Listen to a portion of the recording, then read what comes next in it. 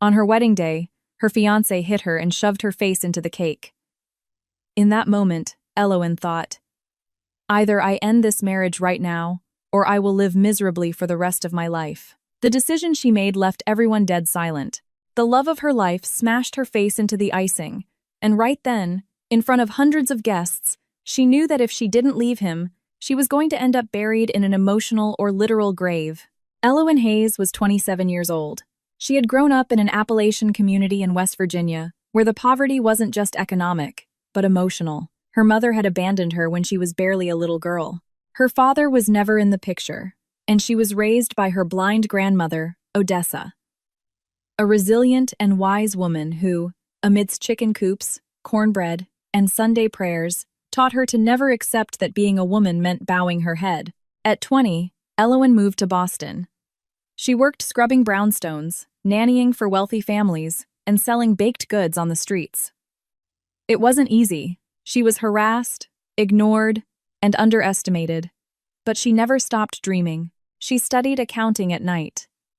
She dreamed of having her own business. She wanted independence. She wanted to be free. She wasn't looking for Prince Charming, she was looking for respect. Then Thatcher appeared. Thatcher Street James was everything she had never had.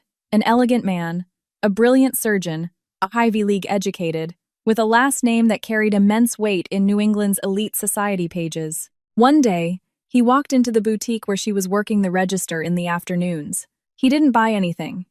He just looked at her, gave her an arrogant smile, and said, "With that smile, you could bill millions." At first, it was a game.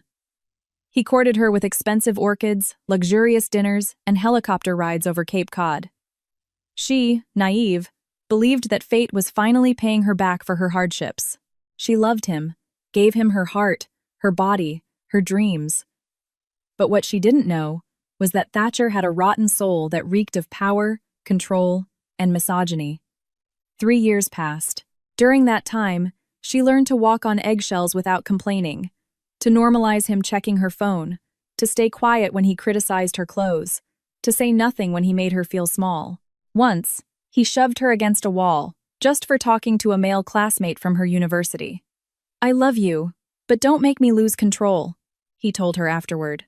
And she, crying, forgave him because she loved him, because she was afraid, because she felt that if she left him, no one else would ever want her.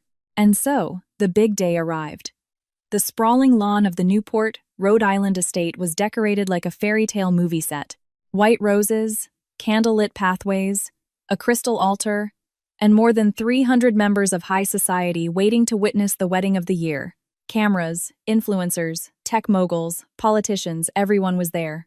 There were even drones capturing the event live for the Street James family's social media. Elowen, wearing a custom lace gown designed by Oscar de la Renta, walked down the aisle accompanied by Winston Carmichael, her godfather, an old friend of Thatcher's late father who was well known for state corruption scandals. He whispered in her ear as they walked, "You're entering a powerful family, girl. Learn to keep quiet about what doesn't concern you." Elowen felt a chill, but she smiled. She was good at faking it. Constance Street James, the groom's mother, observed everything from the front row. She wore a black dress, looking as though she were attending a funeral, not her son's wedding. She had never approved of the relationship. To her, Elowen was an Appalachian charity case who got lucky. She only tolerated it because Thatcher had threatened to legally sever ties with the family trust if she didn't accept his bride. During the ceremony, Thatcher looked at Elowen with a charming smile, but his eyes were entirely cold. Every time she glanced over at her best friend, Lyra, he squeezed her hand painfully hard. Lyra noticed the tension. Elowen's face said it all. Lyra knew something was wrong she had always known. After the vows, the applause, the photos, and the champagne toasts, it was time for the cake. A 5-tier masterpiece with gold leaf detailing and fresh flowers, baked by an exclusive French pastry chef. All the guests pulled out their phones to capture the traditional cake cutting. Thatcher gripped the knife, grabbed her tightly by the waist, and muttered through clenched teeth, "You are going to do exactly what I tell you, Elowen. You are going to shove the cake right into my mother's face. It's a joke. It'll make everyone laugh." Elowen turned to him, bewildered. "What?" Are you crazy? I'm not doing that. Do it. Do not contradict me in public. She's your mother now. What is wrong with you? Just obey, he hissed, squeezing her wrist so hard she winced. She pulled away. Her fake smile crumbled. She looked at Lyra, who started taking a step forward, but it was too late. Thatcher, furious, faked a loud laugh for the crowd and then, with a lightning-fast motion, struck her, shoving her violently into the cake table. Her face sank deep into the frosting, and her head hit the hard crystal base. The grand ballroom froze. There was a deathly silence. Elowen stayed on the floor for a few seconds. Frosting covered her eyes. She could taste the sweet buttercream mixed with the metallic tang of blood in her mouth. She couldn't catch her breath, and then she heard him. It was just a joke. Don't overreact, Thatcher said with a cynical laugh. My wife is so dramatic. A few people chuckled nervously. Others kept recording. A couple of wealthy aunts pretended to look away. Lyra sprinted toward her, helping her to her feet. Are you okay, Elowen? She yelled, frantically wiping her face with a linen napkin. Thatcher leaned in and whispered through his teeth. Don't you dare ruin this. And right there, in that exact instant, something inside Elowen clicked. She didn't feel rage. She didn't feel fear. She felt absolute clarity. It was either this or dying while still breathing. She stood up straight. Still trembling, she took a deep breath, walked to the center of the dance floor, and demanded the microphone from the band's frontman. What are you doing? Thatcher snapped, marching toward her. Back off, Lyra said, stepping firmly between them. Elowen looked out at the crowd. Her face was still smeared with cake, blood, and shattered dignity. Her voice was low, but steady. I am not getting married. Not to a man who has hit me more than once, who has insulted me, who has made me feel like nothing, and who killed my unborn child with his fists. A murmur swept through the ballroom like a wave of fire. Yes, Elowen continued.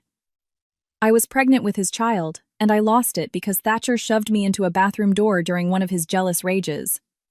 And his mother, Constance, paid me to hide it. $50,000 for my silence. Constance stood up, shrieking. That is a lie. She is mentally ill.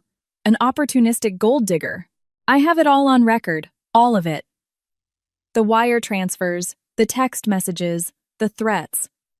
I will show them to anyone who wants to see. Elowen fired back. Guests were holding up their phones, recording every second. This man does not deserve respect, and his family deserves it even less. You dragged me into this hell with empty promises, but no more. Thatcher lunged forward, furious. Winston Carmichael tried to hold him back. Elowen, put that microphone down right now, Thatcher roared. You have no idea who you're playing with. I know exactly who. And you. You have no idea who you just messed with. Silence. Only the sound of camera shutters clicking. Some guests stood up and walked out. A few actually clapped. Social media was already exploding. The scandal was an unstoppable freight train. Elowen took a step back, dropped the microphone, and turned around. Lyra hooked her arm through hers. Together, they walked down the aisle toward the exit. No one stopped them, not even Constance, who fainted from sheer outrage. Before stepping out the doors, Elowen turned one last time to the crowd.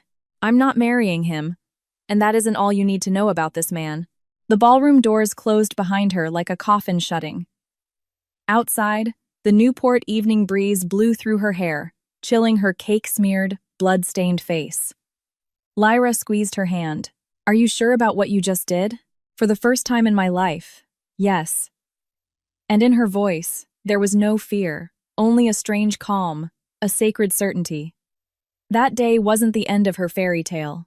It was the beginning of her awakening, and within hours, the entire world would know the hell hidden behind a prestigious last name and the unstoppable power of a woman who decided to say enough. The scandal detonated like dynamite beneath a marble floor. Not even an hour had passed since Elowen abandoned her own wedding when social media was already ablaze with headlines, leaked videos, and conspiracy theories. Everywhere the same scene played on loop. The hit, the cake, the blood. Her trembling voice denouncing Thatcher and unmasking Constance in front of a crowd of hypocrites in expensive suits. Hashtags like #MeToo, #Not Marrying Him, and #Elowen Brave dominated the trending charts. Meanwhile, the protagonist of this media earthquake was walking barefoot down the sidewalk of a city she barely recognized. Lyra carried Elowen's high heels and torn veil while trying to hail a cab. Elowen, still with traces of buttercream on her cheek, walked with her head held high and her eyes glassy. "Where are we going?" Lyra asked, looking at her with deep concern. "Somewhere no one tells me how I should live." Lyra understood the message. It wasn't a geographic destination. It was a declaration of war. They made it to Lyra's apartment, a cramped space on the top floor of an old Somerville walk-up with damp walls and thrifted furniture. Elowen locked herself in the bathroom and stared in the mirror. The bruising from the hit had spread across her cheek. Her lip was still bleeding slightly. She washed her face, scrubbed off the makeup, and let the designer dress fall to the floor. She stood naked in front of the mirror, vulnerable, hurt, but alive. And for the first time, free. Hours later, the television broadcasted edited fragments of the disaster. Some networks defended Thatcher, claiming it was all a terrible misunderstanding. Others speculated about Elowen's mental health. The most conservative pundits called her an opportunist. Panelists even suggested it was a calculated PR stunt to get famous. Thatcher, in an exclusive primetime interview from his Boston penthouse, spoke in a measured, sorrowful tone. "Elowen is deeply unbalanced. She suffers from severe anxiety and paranoia. I love her profoundly, but she needs psychiatric help. I would never hurt her." Lyra hurled a coffee mug at the wall. "He's the unbalanced one! You sick, manipulative bastard!" Elowen, sitting in front of the laptop, didn't react. She just typed. She knew that if she didn't speak, if she didn't take control of the narrative, they would write it for her. That night, she recorded a video backlit by a cheap lamp, wearing no makeup, her eyes swollen. "My name is Elowen Hayes, and this is the truth." She recounted how the relationship started. She spoke of the early signs of control, the looks, the comments, the veiled threats. Then, she narrated the most brutal assault. The day when, at barely 8 weeks pregnant, Thatcher shoved her against the bathroom door for talking back to him in public. She fell to the floor, felt a piercing pain in her abdomen, and when she tried to scream, he clamped his hand over her mouth. "Stop being so dramatic," he had told her. She lost the baby that day. She was alone in the emergency room bathroom of a private clinic while Thatcher went out to clear his head, when in reality, he was sleeping with another woman at a downtown hotel. Constance arrived later. She offered Elowen a check to keep her mouth shut. "No one is going to believe a girl like you," she had said. The video was posted in the early hours of the morning. In less than 3 hours, it had 600,000 views. By 7 a.m., it surpassed 2 million. Elowen didn't sleep. She stayed awake reading the comments. Women from all over the country shared their own stories. Some trolls insulted her. Some men accused her of wanting to destroy a good man's life. But the vast majority listened, and that was enough. In the Street James mansion, Constance was exploding with fury. "Where is the lawyer? This needs to be shut down right now." Thatcher, unnervingly calm, sipped a glass of bourbon. "Relax, mother. This will blow over. She doesn't have enough proof." "Of course she does, you imbecile. Do you think I didn't see the bank transfer?" "What?" "Yes, I paid her. Because you didn't have the spine to shut her up with affection." Thatcher hurled his crystal glass into the fireplace. "I didn't hit her. She fell. And I'm not even sure that thing was mine." Constance fell silent, staring at her son. She didn't recognize him, or perhaps, for the first time, she saw him exactly for who he was. The following days were a whirlwind. Elowen went to the district attorney's office and filed a formal criminal complaint. She brought the text messages, the bank statements, the medical records proving her miscarriage, and photographs of the bruises she had hidden for months. She also brought her personal diary, where she had documented every episode of abuse. The press wouldn't leave her alone. They wanted exclusives, interviews, tears on camera. But she wasn't looking for fame. She was looking for justice. Lyra accompanied her everywhere. She slept on the sofa. She took charge of reading emails and organizing the flood of messages that poured in. Until one night, they found something terrifying. A letter with no return address, no envelope, no stamp, just a piece of paper with letters cut out from magazines slipped under the door. "Keep quiet or we will quiet you." Lyra turned pale. We have to get out of here.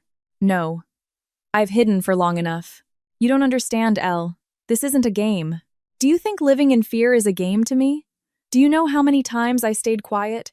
How many times I was in agonizing pain and just smiled like nothing happened? Lyra didn't push it. She just hugged her. She knew that Elowen's strength wasn't just courage. It was the pure exhaustion of having had enough. Days later, Elowen agreed to appear on a national morning broadcast. She arrived wearing a simple blouse, no heavy makeup. Her voice was steady, her gaze direct. Why did you decide to speak out? The anchor asked her. Because everyone told me I couldn't. Because I was terrified of dying in silence.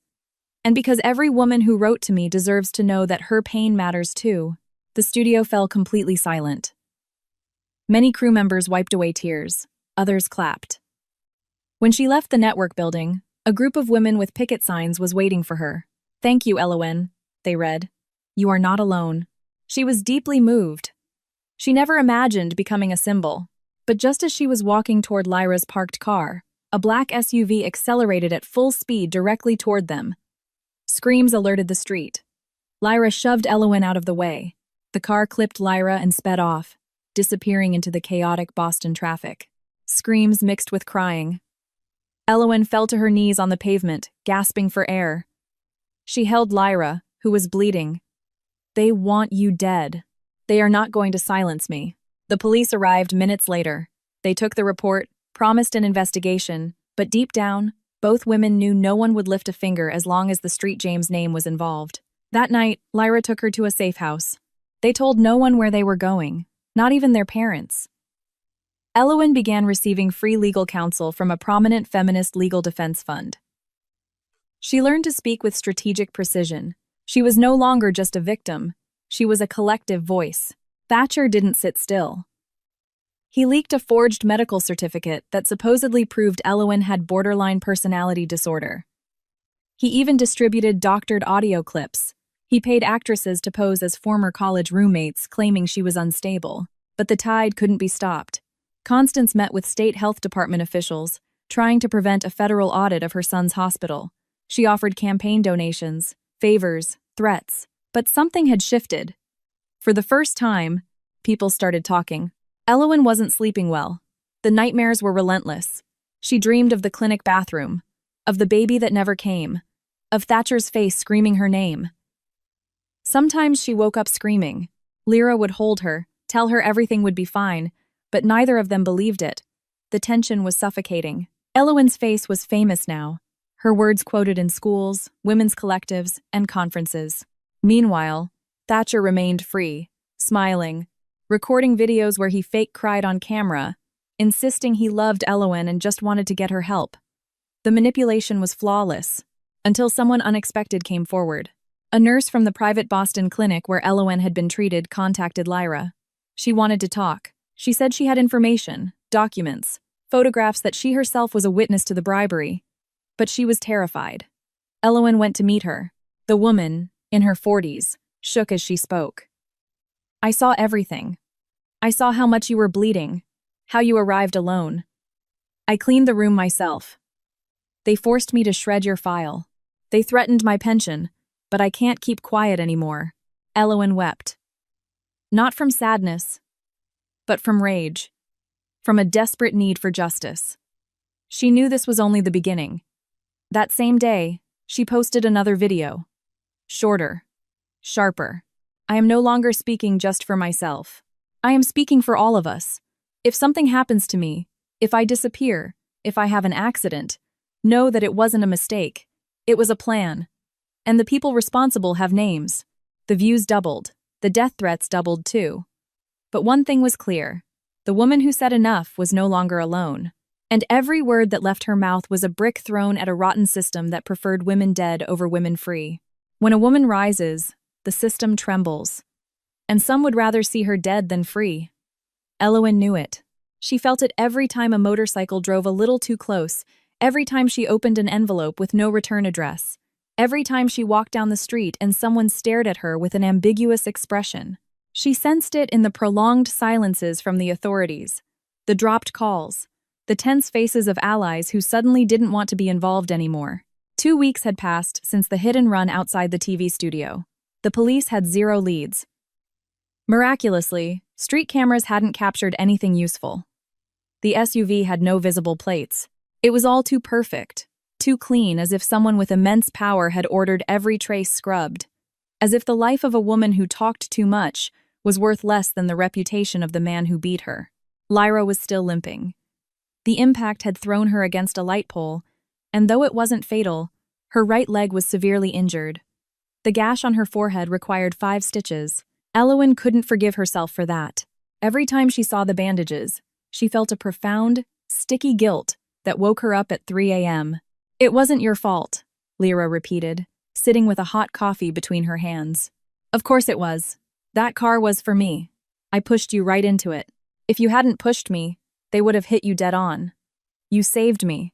Elowen pressed her lips together. She felt that words were no longer enough. That language had limits when the soul broke in invisible ways. That very night, they decided to leave. Change cities, get far away from the cameras and the men in suits who hid threats behind political smiles. They fled to the Berkshires in western Massachusetts after a long drive under assumed names, aided by an underground network that protected women in high-risk domestic violence situations. There, nestled among the pine trees and winding rural roads, hidden behind an old stone church and rusted iron gates, they found the Mount Carmel Sanctuary. It wasn't a standard convent. There were no nuns reciting litanies or strict prayer schedules. It was a refuge for broken women, for mothers escaping with their kids, for pregnant teenagers fleeing abuse, for abandoned elderly women. The caretakers were different women with turbulent pasts, some with tattoos, some with criminal records, all carrying their own heavy crosses. The first to greet them was Reverend Mother Cressida, a woman in her 50s with silver hair and a commanding voice. She had eyes that had seen far too much. She wore simple dark clothing, but around her neck hung a chain with a worn silver ring. "You're Elowen Hayes?" she asked bluntly. "Yes," Elowen replied, looking down. "We've been expecting you. We won't judge you here, but we also won't let you fall apart. You've suffered enough. You come here to be reborn, not to cry forever." The words pierced her. Elowen nodded in silence. She knew she had found the right place. The first few days were brutal. She couldn't sleep. She jumped at the sound of doors shutting. She cried silently whenever she saw a little girl running in fear, but it was Cressida who slowly pieced her back together. She wasn't just a spiritual leader. She had been a fierce civil rights and defense attorney for 20 years. She had defended survivors of domestic homicide, human trafficking victims, and mothers accused of murder for defending themselves. Her own daughter, Lily, was murdered at 17 by a boyfriend. Since then, Cressida left the courtroom, traded her suits for sanctuary work, but never lost her razor-sharp character or her eye for injustice. "You are not just a viral news story," Cressida told her one afternoon over tea. "You are a symbol, and symbols make people uncomfortable." "So what do I do with that?" Elowen asked. "Do I hide? Write a memoir?" "No. You use that symbol as a weapon. You build something that outlives all of them." And so, Meadowlark House was born. A clandestine project, a safe house, transformed into a psychological, legal, and medical support center for abused women. It operated out of a discreet, unmarked farmhouse 3 miles from the sanctuary, funded by anonymous donations and run by fiercely committed volunteers. It had no sign. It wasn't on Google Maps, but its location was passed along in whispers like a saving grace. Elowen began working there day and night. She listened to stories that froze her blood. Mothers beaten in front of their toddlers, girls assaulted by uncles, women locked away for years. And though every story wounded her, it also fortified her. She no longer cried for herself, she cried for them, and that kept her standing. But the shadow of the Street James family did not fade. Constance, furious about the media fallout and the looming federal DOJ audit of the hospital where Thatcher worked, decided to take drastic measures. She hired a retired military contractor specializing in civilian target control. His name was Gideon Locke, alias the Wraith. He had worked in black ops, cleanup missions, and witness elimination. All he demanded was silence and an exorbitant amount of money. Constance had plenty of both. "I want her to disappear," she told him without blinking. "I don't care how." Gideon smiled. It won't be cheap. I don't care about the price. I want results. The operation began a week later. The first phase was observation, tracking routines.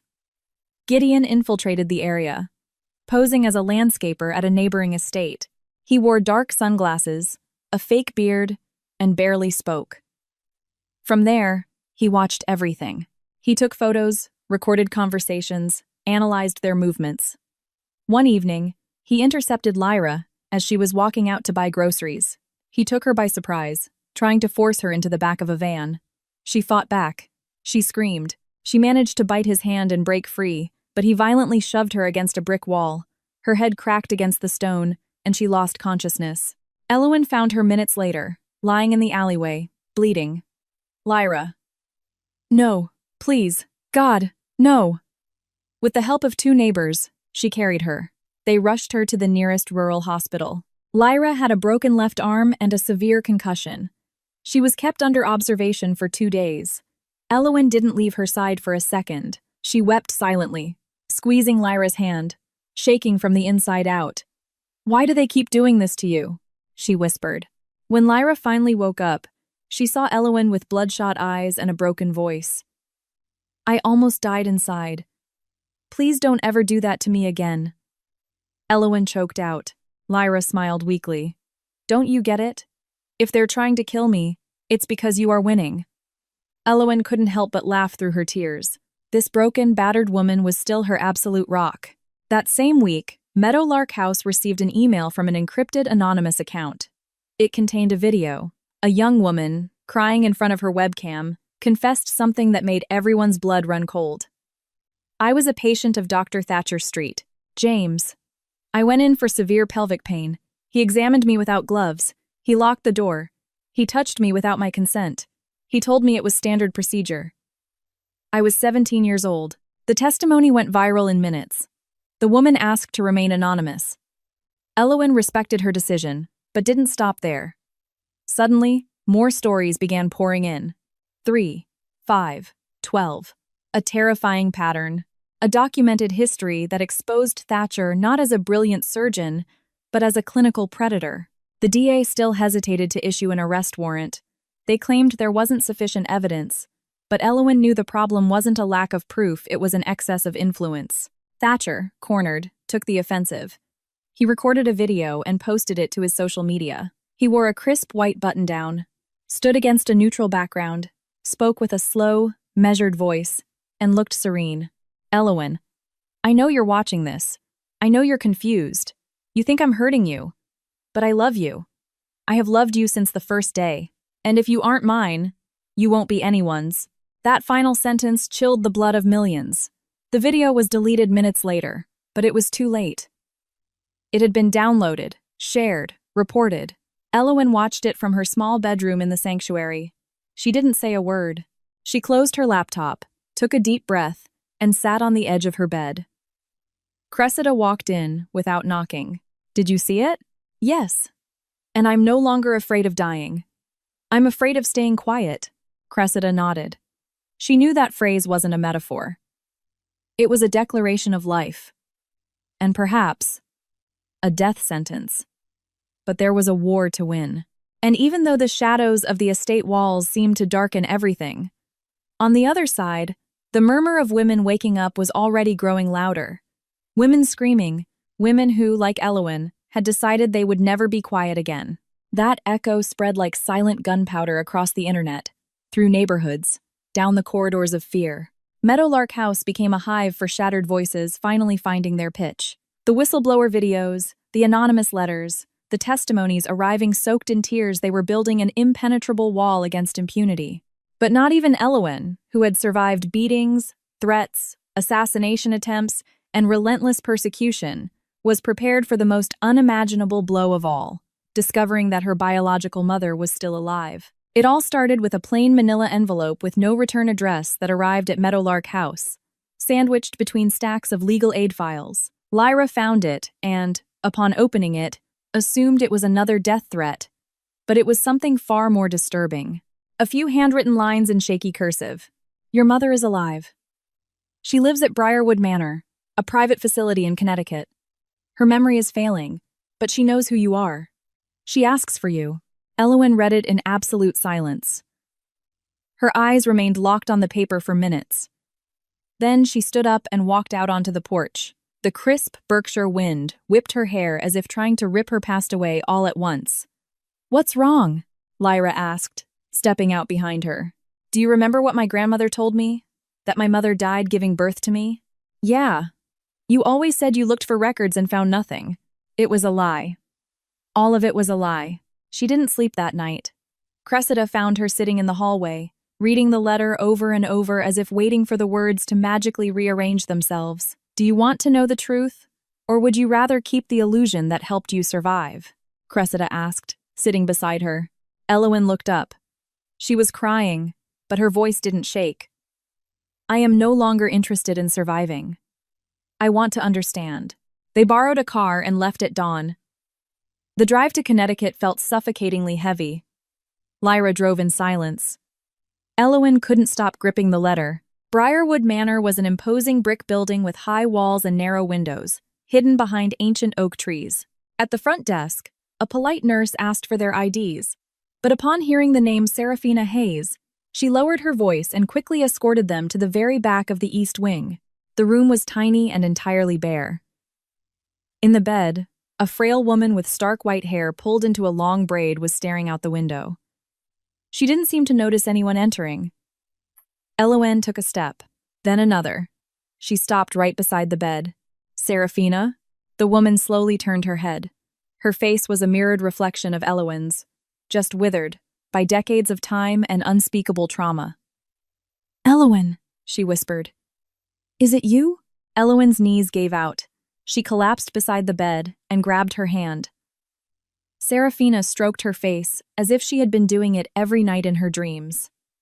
"I looked for you," the older woman rasped, "but they took me away from you. They locked me in here. They told me you were dead. Who did this?" Seraphina took a long time to answer. She blinked slowly, then dropped her voice to a haunting whisper. "Constance. Constance hates me. She loved me once, but then she hated me more than anyone." The words crashed down on Elowen like an avalanche. Constance Street James. That vile woman who had humiliated her, battered her with cruel remarks, treated her like absolute garbage. What did she have to do with her mother? "You've known her for years?" Elowen asked. "Since before you were born." We were more than friends." Seraphina closed her eyes, murmuring as if reliving deeply buried scenes. "We met in college. I was from a poor coal town. She was rich, elegant, demanding. She protected me from the snobs. She bought me books. She held my hand when no one was looking. One day she kissed me. She promised we would run away together. But her father found out. He threatened to cut her off completely. He arranged a marriage for her with a prominent doctor. She accepted and brought me along to work as her maid. Then, one night, she called me into the bedroom. Her husband was there. Elowen felt the air leave her lungs. "I got pregnant by her husband," Seraphina cried. Elowen stood up slowly, her mind reeling. "Are you saying Thatcher is your son?" Seraphina sobbed and nodded. "Yes. Constance's husband raped me. When I gave birth to a boy, Constance stole him. She raised Thatcher as her own and kept me trapped as a servant. Years later, I got pregnant again with you. When Constance found out, she was furious. She promised she would take you in too, raise you as her son's sister. But the moment you were born, she sent you away to Appalachia and locked me in this nightmare." Elowen's head was spinning violently. The sterile walls of the room seemed to close in on her. Her mother wasn't dead. Thatcher wasn't Constance's biological son. He was her brother, her half-brother. A wave of pure, suffocating nausea hit Elowen. She stumbled backward, clutching her stomach as she gagged. The memory of her lost pregnancy, of Thatcher's hands on her body, crashed over her like toxic sludge. Constance had known. Constance had watched her sleep with her own half-brother, watched her get pregnant with a child born of incest, and paid her to hide the miscarriage. It wasn't just cruelty. It was a demonic level of violation, She barely made it to the small sink in the corner before she threw up, sobbing violently into the porcelain. Lyra rushed in, holding her, demanding to know what was wrong, but Elowen couldn't form the words. Her soul felt physically contaminated. Back in the Berkshires, Elowen couldn't sleep. She wrote down everything Serafina had told her, details, dates, names. She called Cressida and Lyra into the room. She showed them the documents she had managed to copy from the facility's archives. Admission papers, medical notes, forged psychiatric evaluations. Constance put her there. She hid her from the world. She erased her, Elowen said. What are you going to do? Lyra asked. Tell everyone, but not yet. Cressida looked at her firmly. Don't rush. Power doesn't just corrupt. It kills. Thatcher was suspended from the hospital a few days later, not because of the public outrage, but because a coalition of doctors submitted a signed petition denouncing his irregularities. The pressure was coming from all sides. The internet wouldn't let up. The mainstream media could no longer ignore the glaring facts. Elowen requested a meeting with Constance. Not in public, not with cameras.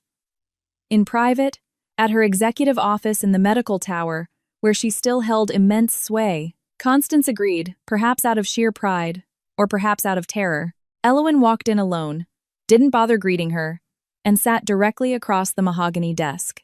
Did you know Thatcher isn't your biological son? Constance didn't flinch. She just raised a perfectly sculpted eyebrow. You know too much. And you hid too much. That changes nothing. It changes everything. Because now, when the truth comes out, you won't be able to hide behind your blue blood last name, or your trusts, or your hitmen. Constance stood up and walked over to the floor-to-ceiling window. Her silhouette cast a long, dark shadow. Do you know why I never wanted you near Thatcher? Because every time I looked at you, I saw your mother. That Appalachian trash who stole what little dignity I had left. You locked her up. You faked her death. You watched me marry my own brother. You let me carry his child. Elowen's voice broke, tears of pure revulsion spilling over. Why? Because you were a mistake. Because you shouldn't exist. Elowen stood up. Her eyes burned with pure fire, pushing past the sickness in her gut. And yet, here I am, alive, awake, and I am never going to shut up again. She walked out without looking back, leaving the heavy oak door wide open. Behind her, Constance began to tremble. Her manicured hands gripped the edge of the desk. The empire of power she had sustained for decades was fracturing from the inside out. Days later, Serafina suffered a massive stroke. She was eating soup when she began seizing violently, falling from her chair and hitting her head on the linoleum. They rushed her to a trauma center in Hartford. Elowen raced down from Massachusetts. Lyra drove her. The neurologist was blunt. She has advanced neurological damage. It is highly unlikely she will ever regain consciousness. Elowen sat beside the ICU bed and took her mother's frail hand. You didn't get to tell me everything yet. You can't leave me like this. Serafina didn't respond. The ventilator pumped her chest up and down in a slow, mechanical rhythm. Her eyes remained closed. Elowen's heart pounded with a contained, devastating fury. I promise you this wasn't for nothing. I swear to God I won't let them erase you again.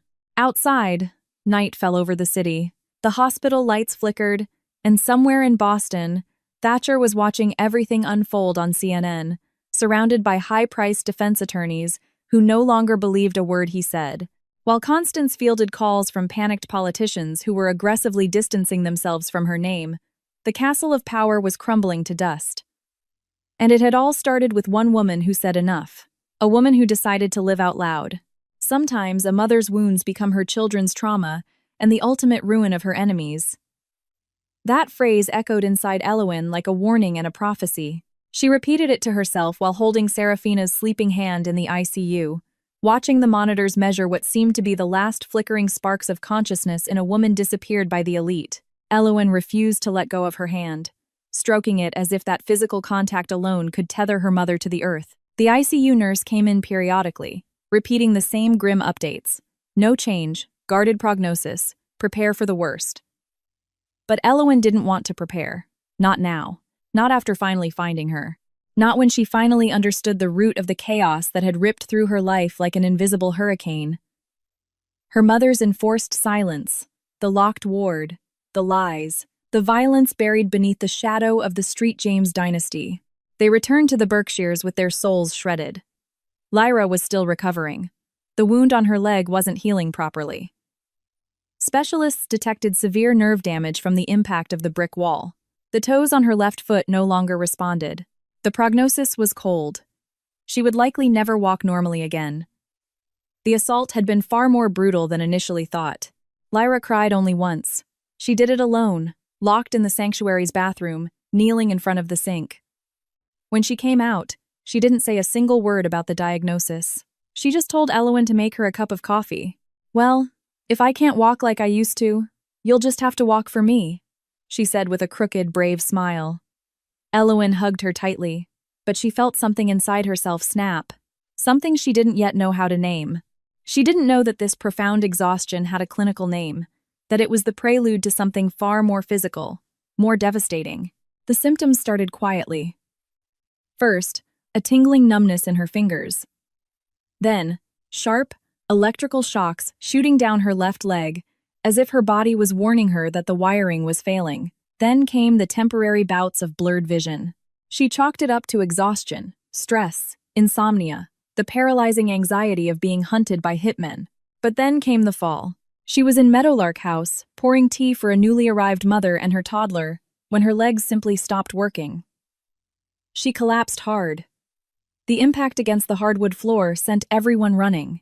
Blood trickled from her eyebrow. Lyra screamed her name. Cressida yelled for someone to call 911. Elowen couldn't move.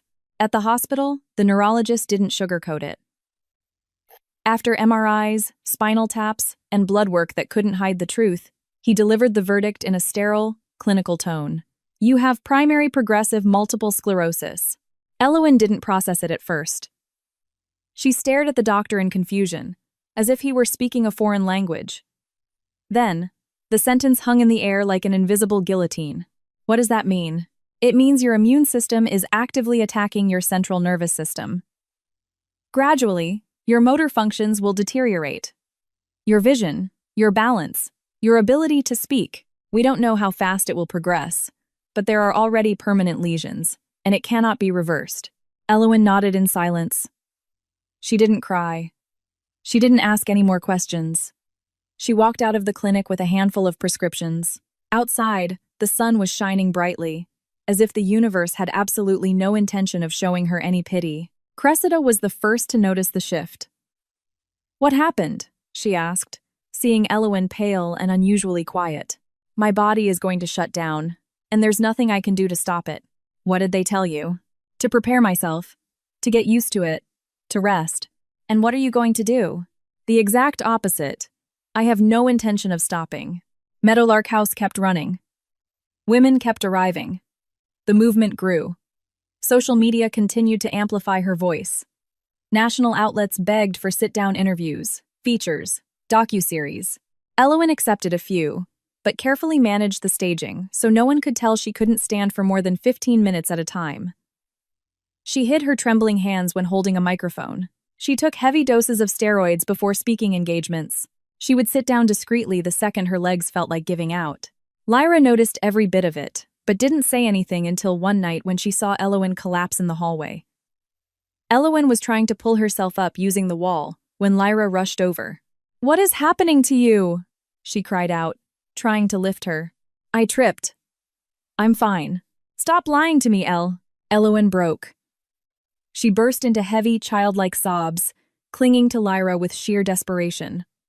"I don't want this disease to take my fight away." "Not now." "It won't," Lyra promised fiercely, crying with her. "I swear to God it won't. But you can't keep pretending everything is fine." They shared a bed that night, just like when they were broke 20-somethings in Somerville.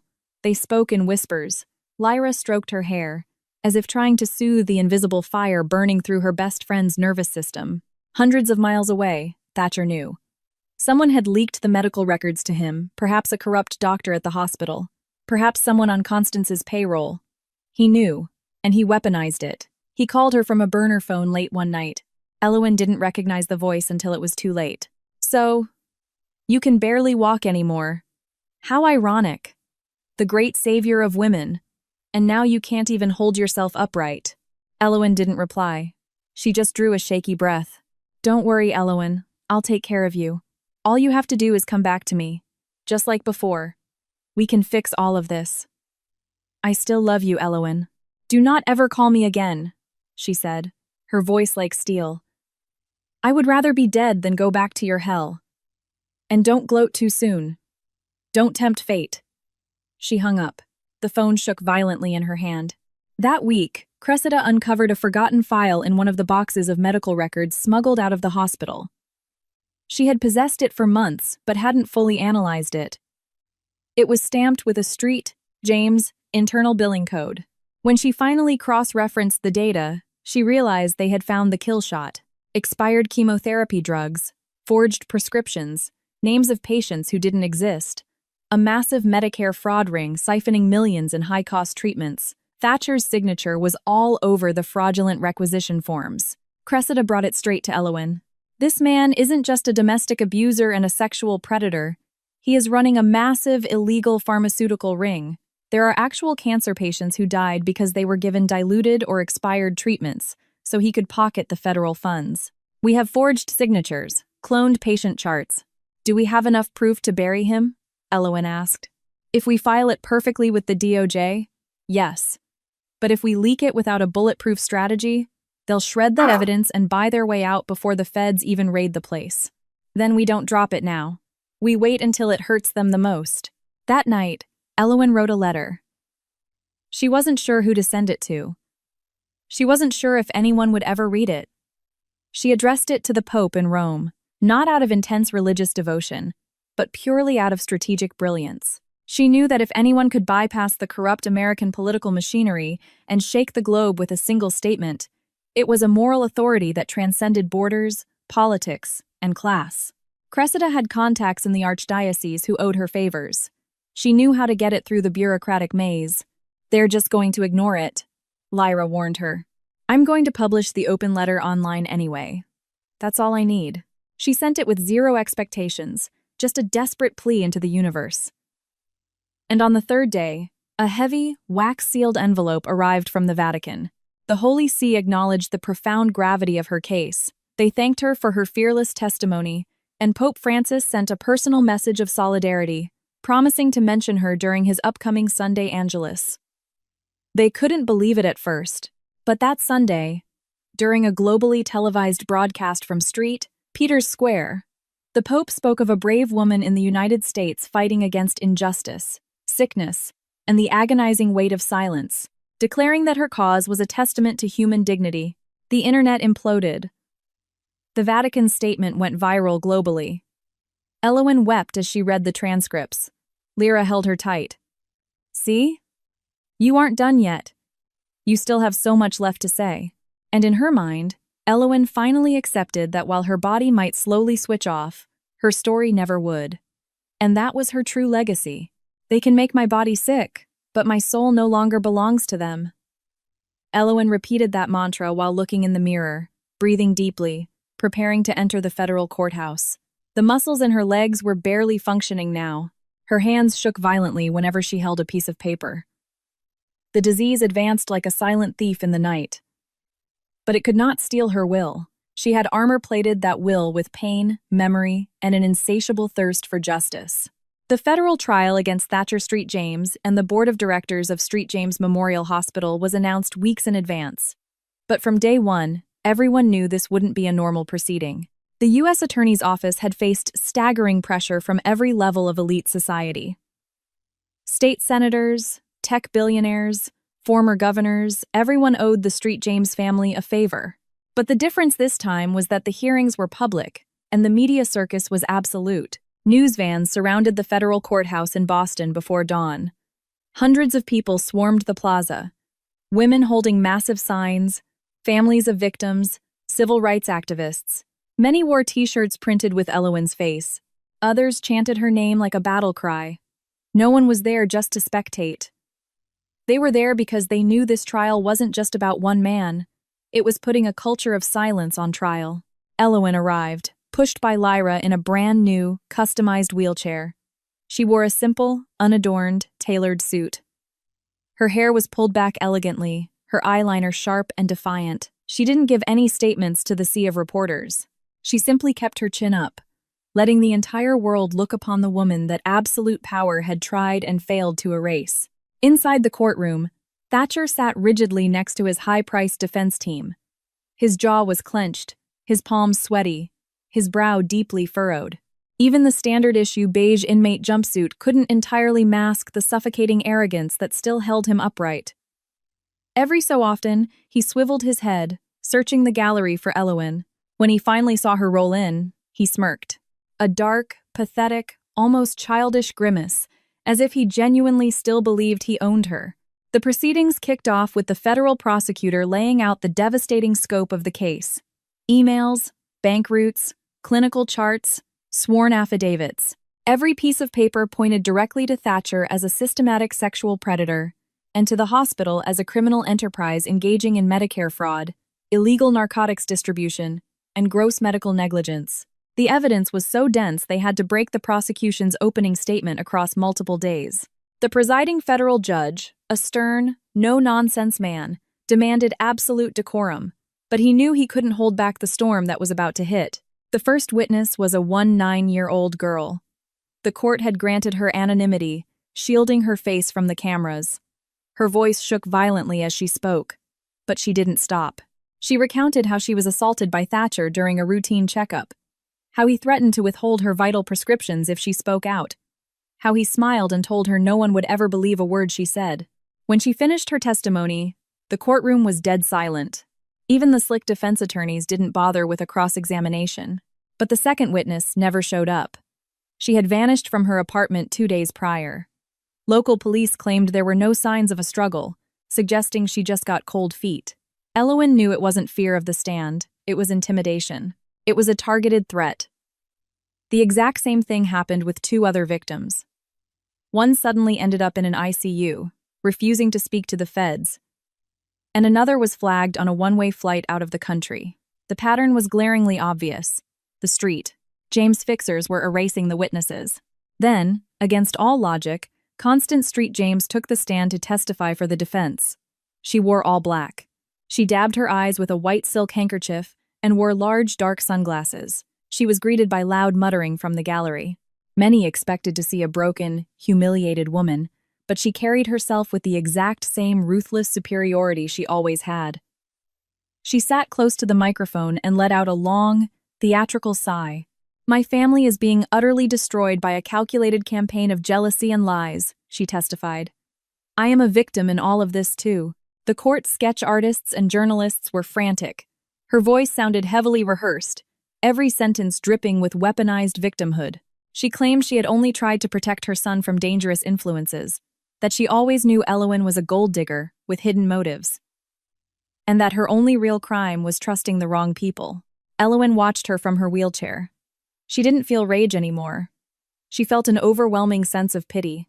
This monstrous woman, desperately trying to gaslight the American public on national television, was no longer a queen of Boston high society. She was just a terrified, pathetic old woman who was used to the world bowing to her, now staring down a brick wall she couldn't buy her way through. Thatcher couldn't take the pressure. Midway through the afternoon session, while his own defense lawyer was trying to discredit a witness, he completely snapped. He leaped out of his chair and screamed at the top of his lungs, pointing wildly into the gallery. "This is all her fault. Elowen ruined my life. She poked around where she didn't belong. She provoked me. She made me lose control." Federal marshals immediately tackled him, pinning him to the table. The judge slammed his gavel, screaming for order. The cameras caught every single millisecond. Public opinion completely cratered. Major news networks ran breaking banners. James snaps, blames victim in open court. Even the corrupt state politicians, who had quietly funded his defense, issued desperate, backtracking PR statements, cutting all ties. But the absolute climax of the trial was the surprise appearance of Serafina, rolled in on a medical transport chair, dangerously thin, with faded eyes but entirely lucid. She had been transferred from the Hartford Trauma Center under heavy federal protection. Her doctors had stated she wasn't fit to testify, but she had demanded to speak. She wanted to tell her truth before she died. The judge called for absolute quiet.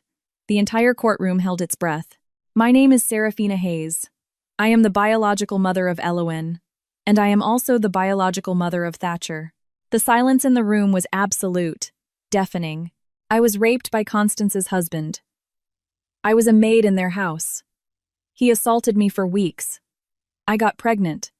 Constance forced me to keep my mouth shut. She told me if I said a word, she would have me killed. She stole my children from me. She locked me in a psychiatric ward. She forged my death certificate. Thatcher's face drained of all color. Constance lowered her head, staring blankly at her hands. For the very first time in her life, she looked utterly defeated. He is not her son, Serafina rasped, pointing a shaking finger at Thatcher. He is mine. And her husband's. She raised him to be cruel, to believe he owned the world and everyone in it. She filled his head with poison and power. But he's nothing but a lost, sick boy, raised on pure hatred. Screams erupted in the gallery. The news hit the internet like a nuclear bomb. The story transcended local news, hitting international wires, primetime debate shows, and front pages everywhere. Journalists who had tried to remain neutral were now screaming for indictments. The conversation shifted from domestic violence to massive, elite cover-ups, institutional corruption, and human trafficking. 2 days later, the lead federal prosecutor on the case died in a catastrophic car crash. His sedan was T-boned by a massive freight truck on a completely empty stretch of highway. Coincidentally, the DOT traffic cameras in that exact sector had experienced a network failure during the time of impact. Forensics found absolutely zero skid marks. It was all too perfect, too ruthlessly executed. The judge declared an immediate recess while the DOJ scrambled to assign a new lead prosecutor. Panic set in. People feared the case would collapse, that witnesses would be permanently silenced, that evidence would vanish into thin air, and that Street, James Money, would successfully buy them out of hell once again. That very night, while the volunteers at Meadowlark House were holding a candlelight vigil for the murdered prosecutor, an explosion ripped through the shelter. Glass, smoke, and burning drywall tore through the air. The reinforced front gates were blown off their hinges. Several women were injured by shrapnel. A 7-year-old girl permanently lost hearing in her left ear. Ambulances took 45 minutes to arrive. The local police claimed they had no suspects. Once again, from her hospital bed, Elowen recorded a message. She wore a thin hospital gown. Her face was bruised and cut. Her voice shook violently from a raging fever. But she spoke with crystalline clarity. They want to silence us. They want to destroy us. But they don't understand one simple thing. We are not afraid of them anymore. Because there is no bomb on earth more powerful than a woman who rises back up after every single hit. Her video brought the country to a standstill. Hundreds of thousands of women poured into the streets of major cities. Nurses in hospitals, students on university quads, mothers in suburban neighborhoods. They marched, they screamed, they demanded federal action. The Street James case was no longer just a trial. It had become a full-blown revolution. The truth burns like a wildfire. But it also purifies. And this fire could no longer be contained.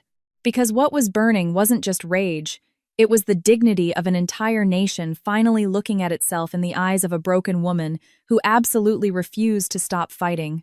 The truth burns like a wildfire, but it also purifies. Those were Elowen's final public words in the video she recorded from her hospital bed, her face battered by the Meadowlark House bombing. That brief, searing message detonated online like a moral grenade. There were no jump cuts, no studio lighting, no PR scripts, just a woman physically devastated but monumentally unbreakable on the inside, staring down the lens with pure, unadulterated fury. For 3 agonizing days, the federal courthouse remained locked down.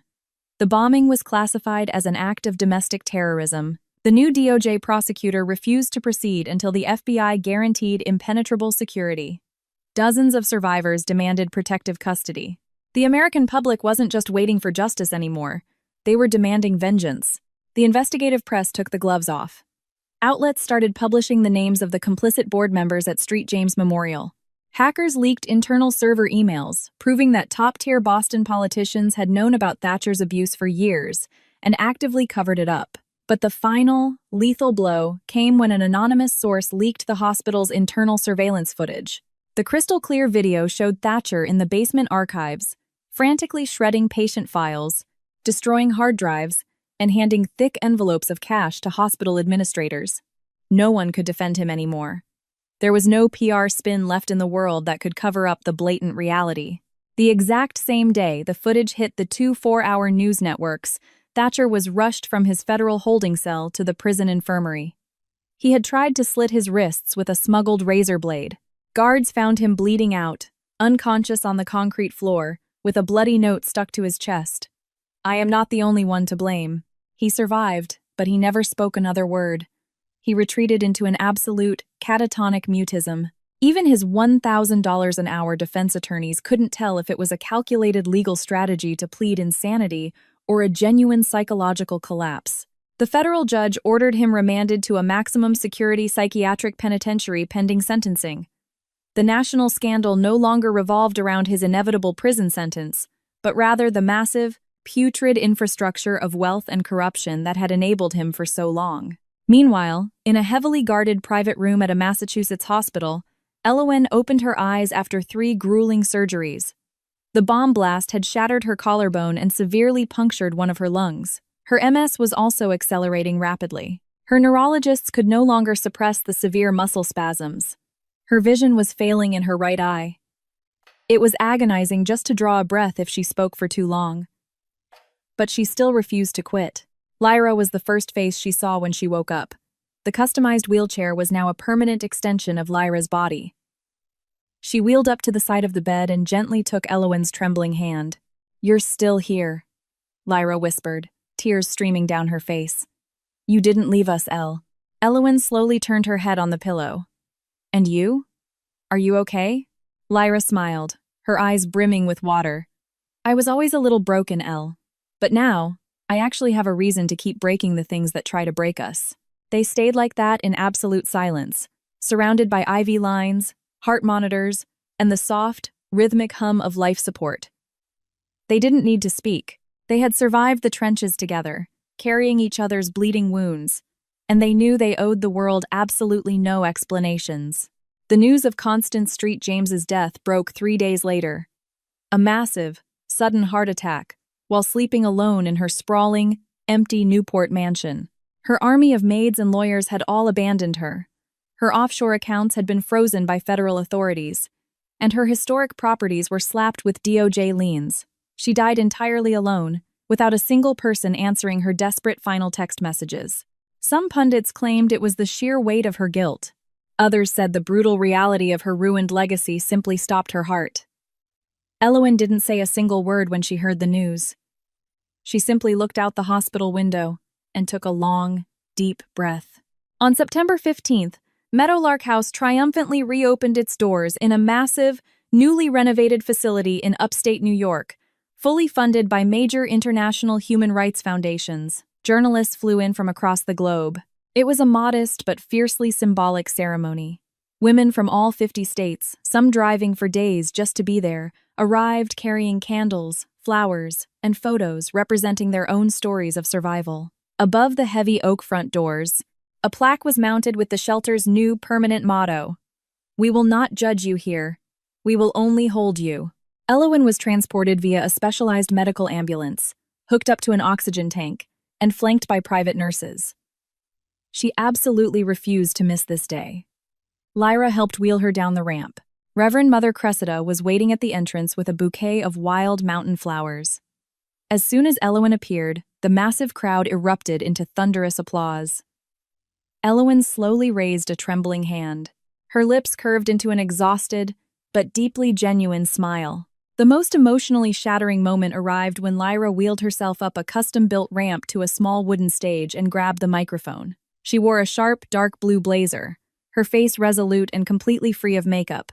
Her voice, slow but booming with authority, echoed across the lawn, making hundreds of people break down in tears. When I first walked into the original Meadowlark House, I didn't know if I was going to survive the week. I arrived battered, broken, and paralyzed. But right here, between these walls, I was rebuilt. And this place taught me that sitting in a wheelchair doesn't mean you are beneath anyone. It means you are in the perfect position to look them dead in the eye and hold your ground. Thank you, Elowen, for never surrendering, for carrying our screams on your back when our throats were too broken to make a sound. The standing ovation lasted for 10 minutes, filled with loud sobbing and cheers. Elowen wept openly, held tightly by the nurses flanking her chair. She couldn't speak loudly anymore, so she asked Cressida to help her read a short text, a final message for the network cameras, for the country, and for the world. The interview was recorded that very evening in a quiet, warmly lit room, with a backdrop filled with Polaroids of the women Meadowlark had saved. Elowen, dressed in soft white, sitting upright in her specialized chair, began to speak with slow, deliberate breaths. I don't know how much time I have left. Maybe a few weeks. Maybe less. But it doesn't matter. Because I have already done exactly what I was put here to do. I don't owe anyone anything anymore, not even myself. I lived way too long hiding in the shadows, constantly apologizing just for taking up space. I was brainwashed into believing that love required agony, that keeping my mouth shut was the only way to stay safe, that the shame was mine to carry. But it wasn't. The failure was never mine. And it was never the fault of the women who walk through the doors of Meadowlark House. The failure belongs to the monsters who convinced us that violence was just a side effect of passion. The failure is the lie that being born a woman means being born to endure pain. I don't want to be remembered as a tragic victim. I want to be remembered as the woman who screamed, as the woman who refused to shut up, as the woman who finally said, "Enough." Because there are some lives that simply cannot be saved, but there is human dignity that can always be reclaimed. And sometimes, that has to be enough. The recorded message aired on national primetime television a week later. It was the most watched broadcast of the month. International networks translated it into dozens of languages. It was played in high school auditoriums, law school seminars, and congressional floors. It became a mandatory case study. Elowen had become an immortal symbol, but for her, that still wasn't the final chapter. On October 1st, in a deeply intimate ceremony surrounded only by survivors, activists, nurses, and her closest friends, Elowen married herself. She wore a simple, flowing white dress, with no veil. Lyra sat beside her as her maid of honor. Reverend Mother Cressida officiated the vows. There were no rings exchanged. There were only promises. I promised to fiercely respect myself. I promised to never, ever silence myself again. I promised to cradle my own scars. I promised to be my own safe house, my own absolute peace. Today, I marry myself, so that I will never again rely on someone else's broken love to feel like I am finally enough. The tears in the room were unstoppable. Elowen was given a standing ovation, and amidst that pure, unadulterated celebration, looking at the peace in her failing eyes, one thing was absolutely certain. She had fulfilled her ultimate destiny.